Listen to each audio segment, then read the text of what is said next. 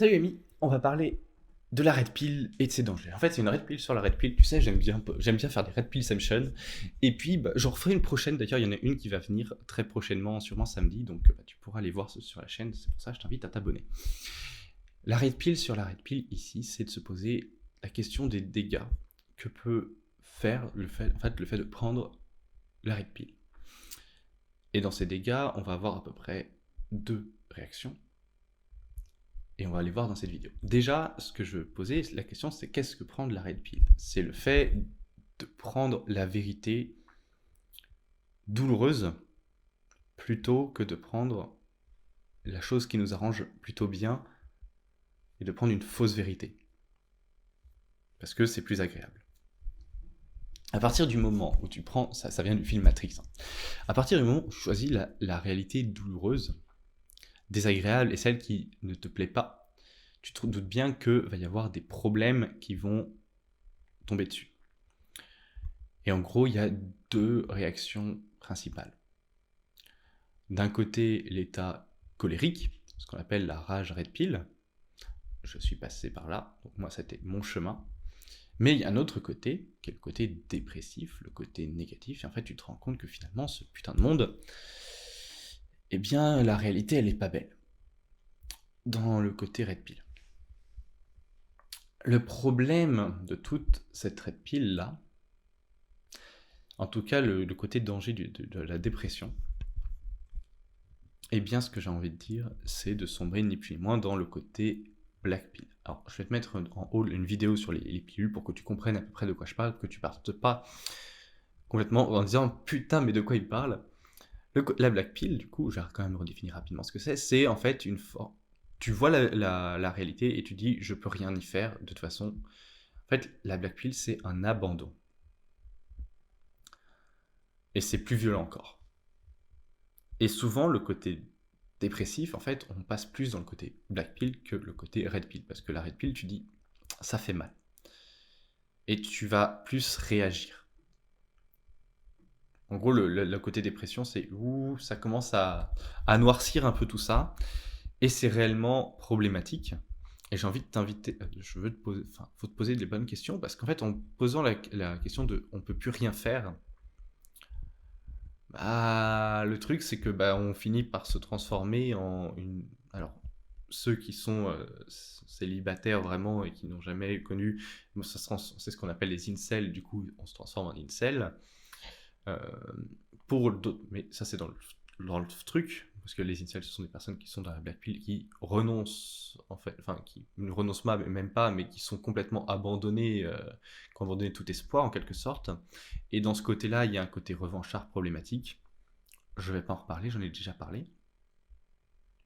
Mais il y a d'autres cas qui peuvent être relativement proches, sans forcément que tu sois sur cette black pill. Bon, la black pill pour les incels, c'est sur les relations humaines. Il y en a d'autres. Mais dans tous les cas, ça va tomber à une forme de négativité qui est extrêmement nocive pour l'individu. Parce que ça fait tout simplement, c'est abandonner l'espoir, et c'est aussi abandonner le côté positif, tu vois. Il reste un côté, parce que même dans la red pill, même si c'est négatif, parce qu'on a pris la réalité qui dure, il y aura toujours un côté positif qui va rester, et en fait, sur la black pill, tu dis, j'abandonne.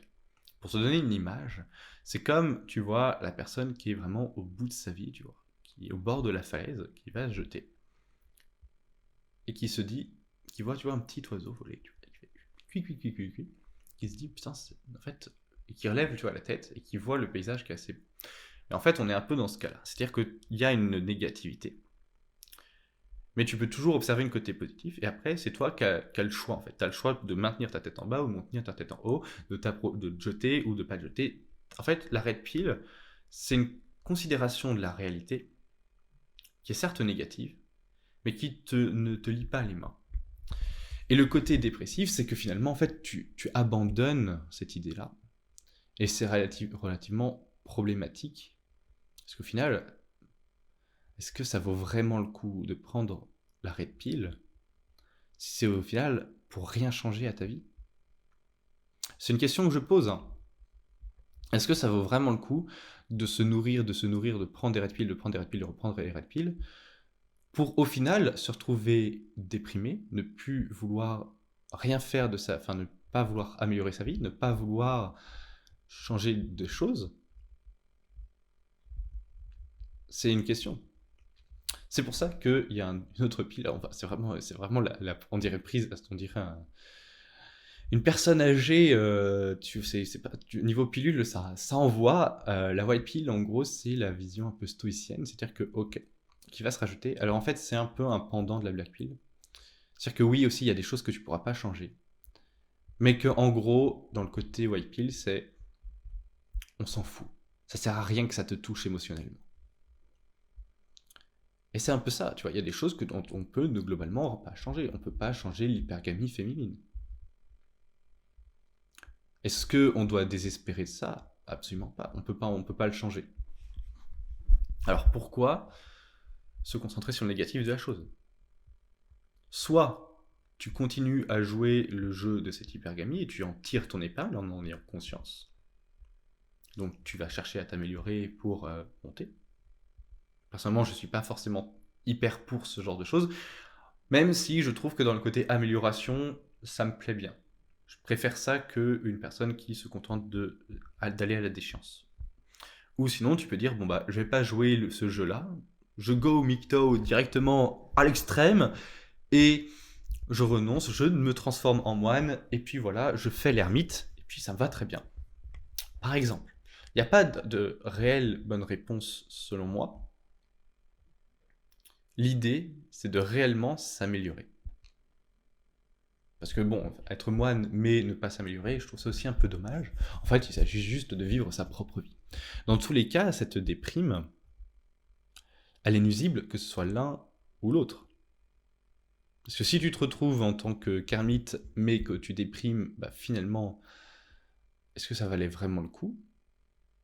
Parce que, bon, finalement c'est assez négatif. Et est-ce que si tu vis dans l'hypergamie, que tu déprimes aussi, il s'agit de bien prendre en compte le fait que la red pill, c'est quelque chose de dangereux, que c'est pas quelque chose qu'on peut manier comme ça, qu'on peut pas se contenter d'en prendre à tout bout de champ. Il faut se poser les questions.